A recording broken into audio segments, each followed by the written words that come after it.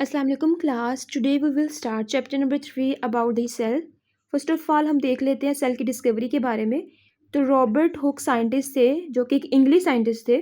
1665 में उन्होंने एक बारीक सा टुकड़ा लिया कोर का। कोर कहते हैं छाल को, जो दरख्त के ऊपर लकड़ी होती है ना, उसको छाल कहते हैं। माइक्रोस्कोप के नीचे उसने देखा तो उसने देखा कि जो वो टुकड़ा था वो कंपोज्ड है, मुश्तमिल है बॉक्सिस लाइक स्ट्रक्चर्स में। उन बॉक्सिस लाइक स्ट्रक्चर्स को उसने सेल्स का नाम दिया। अच्छा, रॉबर्ट हुक को ये था कि सेल जो है ना वो अंदर से एम्प्टी है। ठीक है, क्योंकि सेल का अगर आप इंग्लिश मीनिंग भी देखें ना तो एक कोठड़ी, ठीक है, उस जो हर तरफ से क्लोज हो। तो फिर उसके बाद रॉबर्ट ब्राउन 1831 में, जो कि एक स्कॉटलैंड के साइंटिस्ट थे, उन्होंने सेल के अंदर न्यूक्लियस को दरियाफ्त किया। यानी कि ऐसा नहीं है कि सेल खाली है, बल्कि सेल के अंदर न्यूक्लियस है। एंड लेटर ऑन उन्होंने प्लांट टिश्यूज़ को भी ऑब्जर्व किया, बिकॉज टिश्यूज़ किससे मिलके बनते हैं? सेल से मिलके बनते हैं। तो यानी कि जो प्लांट्स के सेल्स हैं उनको भी इसने ऑब्जर्व किया। फिर बाद में आहिस्ता आहिस्ता पता चला कि सेल के अंदर जो है वो कुछ स्ट्रक्चर्स होते हैं और उन स्ट्रक्चर्स को ऑर्गेनेलिस का नाम दिया गया। और इन ऑर्गेनेलिस का अपना अपना रोल है सेल में। तो आज हम सेल वॉल के बारे में पढ़ेंगे। लेट्स से कि ये प्लांट का सेल है, दो प्लांट सेल्स हैं। अब सेल में ये जो ब्लू कलर में ब्लैक कलर में है ना, ये सेल वॉल है। ठीक है, ये जो रेड में है ये सेल मेम्ब्रेन है। ठीक है, और ये सेल के अंदर की ऑर्गेनेलिस है। अंदर के जो स्ट्रक्चर्स है ना, जिनको हम ऑर्गेनेलिस कहते हैं, वो है। अच्छा, अब इस सारे पोर्शन को ना हम कहते हैं, जिसमें ये सारा हिस्सा आता है, इसको हम प्रोटोप्लाज्म कहते हैं। ठीक है, तो इसको किसने सराउंड किया हुआ है? सेल वॉल ने। अब सेल वॉल जो है ना, इसकी 3 लेयर्स होती हैं। जो सबसे पहले लेयर बनती है वो है प्राइमरी प्राइमरी सेल वॉल, यानी पहले बनने वाली। उसके बाद Aahista Aahista secondary cell wall बनती है, लेकिन सेकेंडरी हर सेल में नहीं होती, लेकिन प्राइमरी तो सभी में होती है। सेकेंडरी प्राइमरी की निस्बत काफ़ी मोटी होती है और काफ़ी हार्ड होती है। अब इसके अलावा दो सेल्स की जो प्राइमरी वॉल है वो आपस में जुड़ी होती हैं बाय मिडल लैमिला। ठीक है, मिडल लैमिला का काम होता है कि इसने दोनों सेल्स की प्राइमरी वॉल को आपस में जोड़ के रखना है, होल्ड करके रखना है।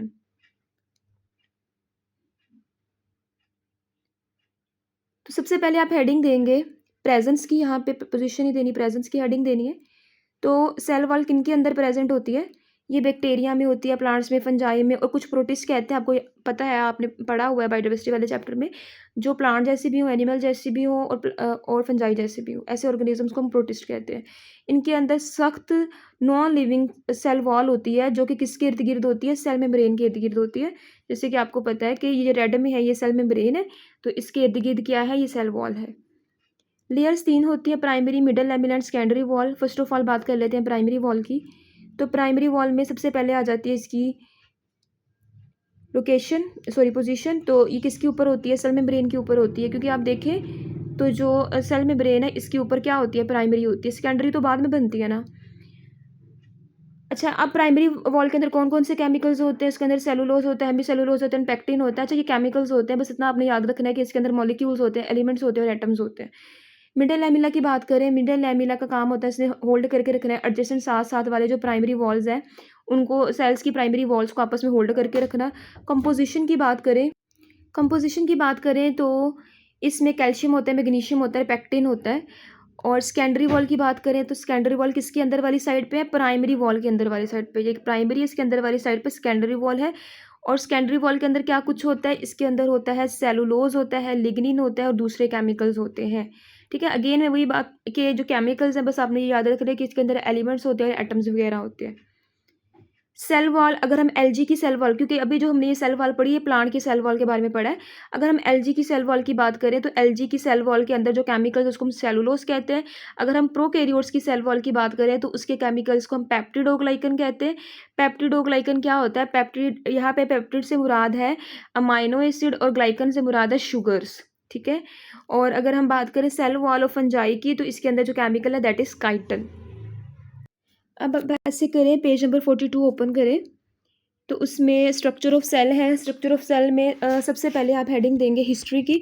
हिस्ट्री के बाद आपने हेडिंग देनी है, अब यहाँ से आपने हेडिंग्स देखते जाना है, वहाँ पे लिखते जाना है। ठीक है, तो अब सबसे पहले आप हिस्ट्री की हेडिंग के बाद फ़ौरन आपने डिस्कवरी ऑफ सेल लिख लेना है। उसके बाद सेकंड लाइन पे आपने रॉबर्ट हुक की हेडिंग दे देनी है। उसके बाद 1 2 3 4 5 6 7th लाइन जहाँ पे लिखे however in the 19th century, वहाँ पे रॉबर्ट ब्राउन की हेडिंग दे देनी है। नेक्स्ट सेल वाल में सबसे पहले आपने प्रेजेंस की हेडिंग देनी है फर्स्ट लाइन पे। इसके बाद आपने फोर्थ लाइन इट प्रोवाइड्स पे आपने फंक्शन की हेडिंग देनी है। इसके बाद आपने last third line the plant पे आपने लेयर्स की हेडिंग देनी है। इसके बाद नेक्स्ट पेज पे प्राइमरी वॉल को हाईलाइट कर लें और 1 2 3 4 5th लाइन पे मिडल लैमिला को हाईलाइट करें और इसके बाद उसी पैराग्राफ की last third line secondary wall को हाईलाइट कर लें। ठीक है, हाईलाइट करने के बाद प्राइमरी वॉल के जो है फर्स्ट लाइन जो है इसी पैराग्राफ की, जो पेज 44 पे फर्स्ट पैराग्राफ है उसकी जो फर्स्ट लाइन है वहाँ पे आपने पोजीशन की हेडिंग देनी है यहाँ से देख के। ठीक है, इसके बाद आपने 1 2 3 4 5th जहाँ पे सेकेंड लाइन है, ठीक है, सेकेंड लाइन पे आपने प्राइमरी वॉल जो है ना, इसकी प्राइमरी वॉल की सबसे पहले पोजीशन की हेडिंग दे ली। उसके बाद composition, second line it is mainly compose पे कंपोजिशन की हेडिंग देनी है। अच्छा, थर्ड लाइन पे एक लिखा हुआ है कि सेलुलोज फॉर्म फाइबर्स, मतलब क्योंकि आपको पता है कि प्राइमरी वॉल के अंदर कौन सा केमिकल है, सेलुलोज।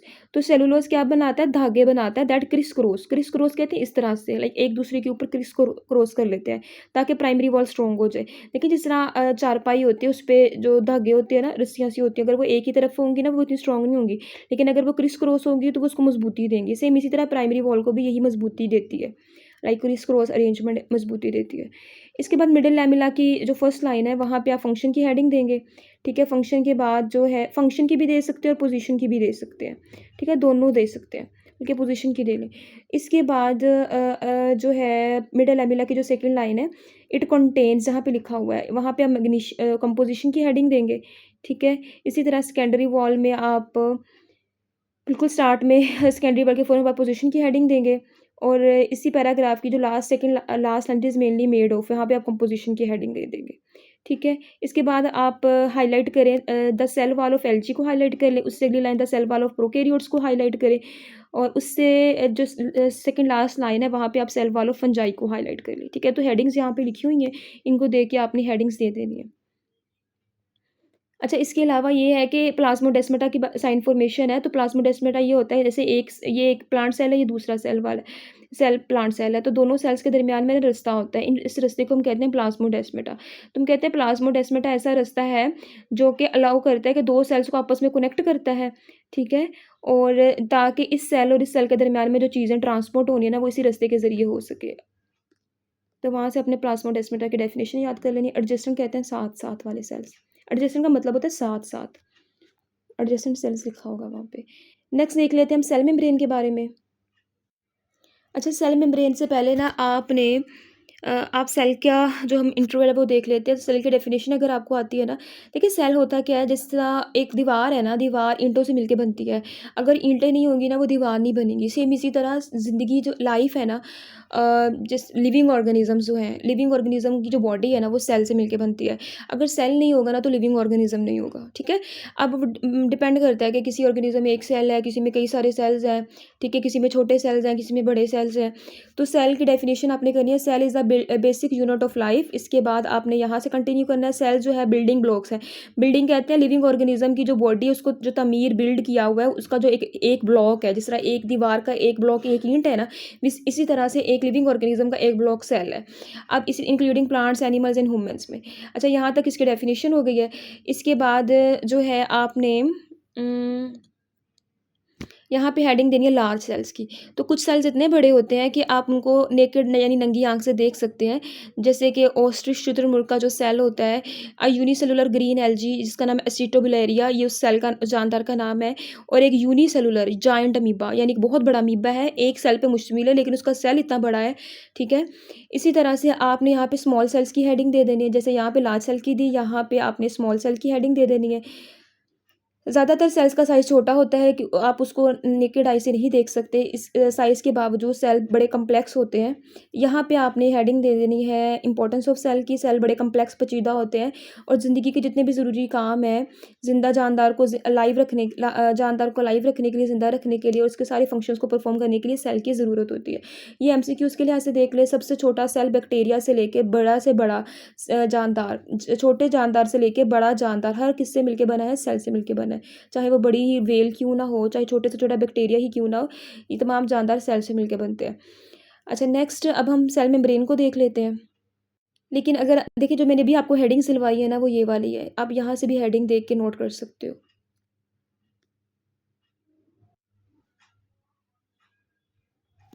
तो इसमें आप देखें, यहाँ से देख लें हेडिंग्स वगैरह ना, वैसे मैंने पहले भी बता दिया, लेकिन फिर भी आप यहाँ से देख के हेडिंग्स जो है ना, ये नोट कर सकते हो। इसी तरह से आप सेल मेम्ब्रेन की हेडिंग्स नोट कर लें। यहाँ पे प्रेजेंस की हेडिंग देनी है, और यहाँ पे फंक्शन की हेडिंग दे दी है, ठीक है। यहाँ पे आपने कंपोजिशन की हेडिंग दे दें। स्ट्रक्चर के फ़ौरन बाद कंपोजिशन की दे दें। अच्छा, अब जैसे मैंने अभी आपको पढ़ाया है ना सेल वॉल कि इन केस अगर आपने डेफिनेशन लिखनी है, तो देखिए आपने ना 2 से 3 हेडिंग्स मिला के उसकी डेफिनेशन बना देनी है। जैसे आपने प्रेजेंस और फंक्शन की हेडिंग मिला के उसकी डेफिनेशन बना देनी है, ठीक है, इस तरह से। डेफिनेशन में ना आप उसका फंक्शन लाजमी लिखा करें। इसी तरह से आपने यहाँ पे फ्लूइड मोज़ाइक मॉडल की यहाँ से डेफिनेशन शुरू होती है। लेटरली कहते हैं साइडों से। अच्छा, due to this movement the pattern और mosaic of lipids and proteins constantly changes. यहाँ तक सारा इसी में लिख देना है आपने, फ्लूइड मोज़ाइक, ठीक है। Fluid mosaic, sorry, fluid like bilayer नहीं लिखना इसमें आपने, फ्लूइड मोज़ाइक मॉडल यहाँ पे हेडिंग आनी है। दोबारा बता रही हूँ, यहाँ पे आपने स्ट्रक्चर के बाद कंपोजिशन दे दी। अकॉर्डिंग टू दिस मॉडल पे आपने क्या हेडिंग दे देनी है, फ्लूइड मोज़ाइक मॉडल, ये वाली, ठीक है। यहाँ तक हो गई। उसके बाद आपने ग्लाइकोप्रोटीन्स की डेफिनेशन यहाँ से करनी है। Carbohydrates are joint with proteins in the form of glycoproteins, ये इसकी डेफिनेशन हो गई। लेकिन जब आपने करनी है ना ग्लाइकोलिपिड्स की, आपने ऐसी करनी है, कार्बोहाइड्रेट्स आर ज्वाइंट विद के बाद आपने लिखना है लिपिड्स, फिर इन द फॉर्म ऑफ ग्लाइकोलिपिड्स। ये डेफिनेशन आपने करनी है ग्लाइकोलिपिड्स की। सेकंड पॉइंट डायग्राम का वो मैं अभी आपको बताती हूँ। इसके बाद यहाँ पे ठीक है, मेम्ब्रेन बाउंड ऑर्गेनेलिस की हेडिंग दे दी आपने, ठीक है, और एंड तक। चलिए अब हम इसका सेल मेम्ब्रेन को समझ लेते हैं। तो देखिए, जैसे एक सेल है ना, ठीक है, ये सेल है। अब सेल का जो ना, ये सेल की मेम्ब्रेन है, ठीक है, जो अभी हम देखने लगे, ये सेल की मेम्ब्रेन है, ठीक है। अब जो सेल है ना, ये सेल के बाहर वाली साइड और ये सेल के अंदर वाली साइड है। तो सेल मेम्ब्रेन के अंदर क्या कुछ होता है, ये सारा स्ट्रक्चर सेल मेम्ब्रेन का है। इसके अंदर क्या कुछ होता है, इसके अंदर ना केमिकल्स को, जैसे देखें, ये सेल का अंदर है, ये सेल का बाहर है। इसके अंदर ना लिपिड की लेयर होती है, जैसे ये पिंक में और ब्लैक में आपको दिख रहा है ना, ये सारी है लिपिड की लेयर्स, चिकनाई की लेयर्स होती है। इसको हम बाई लेयर कहते हैं, क्योंकि ये 2 लेयर्स है, एक ये लेयर, दूसरी ये लेयर, दैट्स वाई हम इसको बाई लेयर कहते हैं। अब लिपिड बाई लेयर जो है ना, ये दिखने में, अगर आप इसको देखेंगे ना अंडर माइक्रोस्कोप, तो ये इस तरह से लगेगा, लाइक हल्का हल्की से ये मूव कर रही है, लाइक इस तरह से हल्का इसमें मोशन में है, बिल्कुल ऐसे जैसे एक फ्लूइड नहीं होता, बिल्कुल वैसे। अब इसके अंदर ना आप देख सकते हो प्रोटीन, ये जो ब्लू में है ना, ठीक है, ये ब्लू में ये वाला स्ट्रक्चर, ये प्रोटीन है। तो इसके अंदर ना प्रोटीन्स के मॉलिक्यूल, ये वाला भी, ये भी प्रोटीन है, ठीक है। तो ये प्रोटीन्स इसके अंदर एम्बेडेड होती है, धंसी होती है इस लिपिड की लेयर्स में। इसके अलावा ये वाला जो स्ट्रक्चर है, इसको हम कहते हैं, ये लिपिड है, सॉरी, ये वाला जो स्ट्रक्चर है ना, ये कार्बोहाइड्रेट्स है, ठीक है। शुगर, ये मॉलिक्यूल्स है ना, प्रोटीन्स हैं, कार्बोहाइड्रेट्स, आपने पिछले लेक्चर्स लिए होंगे, बायोमॉलिक्यूल्स वाला चैप्टर पढ़ा होगा, उसमें आपने पढ़ा था कि ये जो है, ये स्ट्रक्चर्स, ये मॉलिक्यूल्स है, ठीक है। ये वो चैप्टर इसीलिए पहले पढ़ा है क्योंकि उसमें मॉलिक्यूल्स को बेसिक हम देखेंगे कि मॉलिक्यूल्स क्या होते हैं, क्योंकि इस चैप्टर में हमने उन्हीं मॉलिक्यूल्स के बारे में जिक्र करना है। तो ये जो है ना, ये ग्लाइको है। ग्लाइको किसको कहते हैं, कार्बोहाइड्रेट्स को। ये भी क्या है, कार्बोहाइड्रेट्स, यानी शुगर मॉलिक्यूल्स हैं। अब देखें, यहाँ पे शुगर मॉलिक्यूल किसके साथ अटैच है, लिपिड के साथ अटैच है, दैट्स वाई हम इसको ग्लाइकोलिपिड कहते हैं। बट यहाँ पे कार्बोहाइड्रेट किसके साथ अटैच है, प्रोटीन के साथ अटैच है, दैट्स वाई हम इसको ग्लाइकोप्रोटीन कहते हैं, ठीक है। इसके अलावा सेल मेम्ब्रेन को प्रोटेक्शन देने के लिए इसके अंदर कोलेस्ट्रॉल मॉलिक्यूल्स भी होते हैं, इसकी इनर साइड पे इस तरह से। तो सेल मेम्ब्रेन का काम ये होता है कि ये वैसे बहुत बारीक होती है, यहाँ पे इतनी बड़ी दिखाई है, बड़ी बहुत बारीक होती है, और इसमें लचक भी होती है, सेल वॉल की तरह ये हार्ड नहीं होती। अब सेल के अंदर जो पानी होता है ना, इसको हम कहते हैं साइटोप्लाज्म। तो इस साइटोप्लाज्म के बाहर होती है ये, ठीक है। तो इसको कहते हैं कि ये जो है ना, ये मेम्ब्रेन सेमी परमिएबल है, सेलेक्टिव परमिएबल है। परमिएबल कहते हैं गुजरने देना, यानी कि हर चीज़ को सेमी कहते हैं हाफ, यानी कि ऐसा नहीं होता कि कोई भी चीज़ अंदर आ जाएगी सेल के या कोई भी बाहर चले जाएगी। जिस तरह घर का गेट होता है ना, वो डिसाइड करते हैं किसने अंदर आना है और किसने बाहर आना है। सेम इसी तरह सेल मेम्ब्रेन भी डिसाइड करेगी किस मॉलिक्यूल ने सेल के अंदर जाना है और किसको ब्लॉक करना है इसने। ठीक है, अच्छा, सेल का स्ट्रक्चर आपको पता चल गया है। अच्छा, ये जो पूरा मॉडल है ना, इसको कहते हैं फ्लूइड मोजाइक मॉडल। फ्लूइड क्यों कहते हैं, मैंने आपको बताया, क्योंकि जो लिपिड बाइलेयर है ना, इसमें ये पानी की तरह मूव कर रही होती है। ना सिर्फ ये, बल्कि ये जो प्रोटीन है, ये सारा स्ट्रक्चर इस तरह से हल्का हल्का फ्लो कर रहा होता है, फ्लोट कर रहा होता है।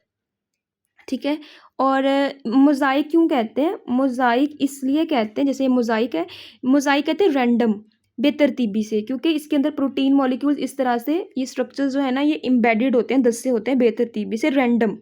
जिस तरह एक केक है, उसमें पाइनएप्पल्स रैंडमली लगाए हों, तो उसको हम कहते हैं मोज़ाइक मैनर, उस तरतीब को कहते हैं। ठीक है, तो ये सारा स्ट्रक्चर जो है ना, ये साइडों से मूव कर सकता है लेटरली, यानी साइडों से क्या कर सकता है, लेटरली मूव कर सकता है। कॉन्स्टेंटली ये स्ट्रक्चर जो है ना, इस तरह नहीं होता कि ऐसे ही रुका हुआ है, बल्कि हल्का हल्का इसके अंदर हरकत होती है। अब अगर हम इस सेल मेम्ब्रेन की बात करें, ये तो आपको पता चल गया है कि ये सेल के बाहर है, बट जो सेल के अंदर के स्ट्रक्चर्स होते हैं ना, जिनको हम ऑर्गेनेलिज कहते हैं, उनके बाहर भी ये सेल मेम्ब्रेन होती है। ठीक है, जैसे कि सेल के अंदर डिफरेंट ऑर्गेनेलिज हैं। ठीक है, जैसे कि ये मेम्ब्रेन बाउंड ऑर्गेनेलिज, जैसे सेल के अंदर ऑर्गेनेलिज है ना, mitochondria, chloroplast, Golgi apparatus, endoplasmic reticulum, lysosomes. ठीक है, ये इन सब की इर्द गिर्द मेम्ब्रेन होती है।